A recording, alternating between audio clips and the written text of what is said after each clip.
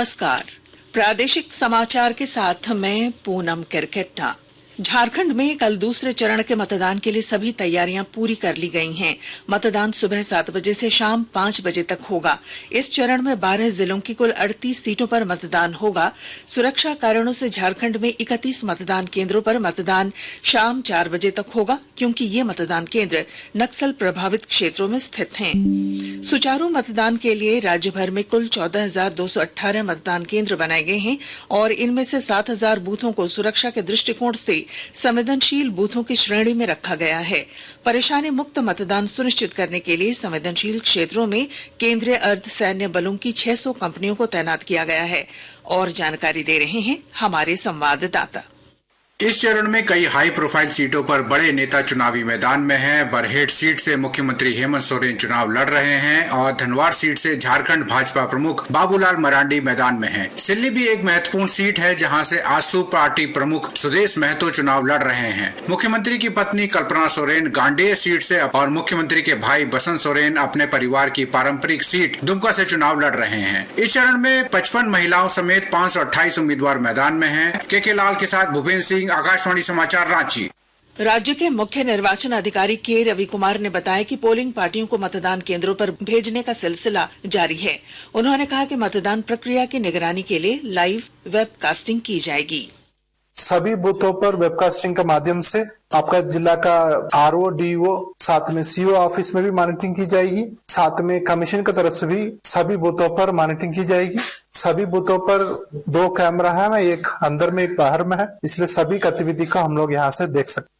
इधर द्वितीय चरण के मतदान के लिए रांची स्थित मोरहाबादी फुटबॉल स्टेडियम अवस्थित डिस्पैच सेंटर से पोलिंग पार्टियों को रवाना किया जा रहा है। द्वितीय चरण में रांची के सिल्ली और खिजरी विधानसभा क्षेत्र में कल मतदान होना है। मतदान वाले अन्य जिलों में भी पोलिंग पार्टियों को मतदान केंद्रों पर भेजने का सिलसिला जारी है। जामताड़ा के एक कुष्ठ आश्रम के 57 मतदाताओं को सुगम मतदान की सुविधा उपलब्ध कराने के लिए सहायक मतदान केंद्र का निर्माण किया गया है। मुख्य निर्वाचन पदाधिकारी के रवि कुमार ने बताया कि मतदान प्रतिशत बढ़ाने के लिए चुनाव आयोग की ओर से कई पहल की गई है। 38 असेंबली कॉन्स्टिट्यूंसी में टोटल 14,219 बूथ है, उसमें एक बूथ है आंसरी बूथ है, ये जामताड़ा में बनाएगी। केवल 57 लेप्रेसी पेशेंट का वोटिंग करने में पहले से दिक्कत हो रही थी, इसलिए उसका फोकस करते हुए एक इंक्लूसिव इलेक्शन के लिए कमीशन से परमिशन लेकर एक बूथ एक्सरी बूथ बनाया गया था जामताड़ा में। उसमें केवल 57 वोटर है, वो भी सब लेप्रेसी पेशेंट है, उनका कॉलोनी में बनाया हुआ उसमें, ताकि अपने मताधिकार का प्रयोग कर सकें। झारखंड में दूसरे चरण के मतदान के ठीक पहले जमुआ विधानसभा क्षेत्र से विधायक रहे बलदेव हाजरा की पुत्रवधू गीता हाजरा ने आज अपने समर्थकों के साथ भाजपा की सदस्यता ग्रहण कर ली।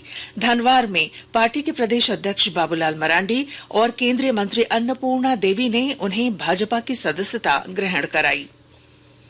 सीबीआई ने साहेबगंज खनन घोटाले के अभियुक्त भगवान भगत के बैंक लॉकर से मिले 42 लाख के जेवरात और नकद 3.5 लाख रुपए जब्त कर लिए हैं। इससे पहले सीबीआई ने स्वतंत्र गवाहों की मौजूदगी में सील लॉकर को खोला, जिसमें जेवरात और नकदी रुपए बरामद किए गए। बता दें कि सीबीआई ने भगवान भगत के घर से छापेमारी के दौरान 1 किलो सोना और प्रतिबंधित पिस्तौल की 61 गोलियां जब्त की थीं। प्रवर्तन निदेशालय की टीम बांग्लादेशी घुसपैठ मामले में पूछताछ के लिए 2 बांग्लादेशी नागरिकों सहित 4 आरोपियों को रिमांड पर लेकर पूछताछ कर रही है। सभी आरोपियों से अगले 5 दिनों तक पूछताछ की जाएगी। और राजधानी रांची समेत राज्य के सभी हिस्सों में ठंड बढ़ने लगी है। न्यूनतम तापमान में लगातार गिरावट दर्ज की जा रही है। पिछले 8 दिनों में न्यूनतम तापमान में 6 डिग्री सेल्सियस तक की कमी आई है। गुमला, सिमडेगा और खूंटी जिले का न्यूनतम तापमान 10 डिग्री, जबकि रांची का न्यूनतम तापमान 13.2 डिग्री सेल्सियस रिकॉर्ड किया गया है। और इसके साथ ही आकाशवाणी रांची से प्रादेशिक समाचार का ये बुलेटिन समाप्त हुआ। नमस्कार।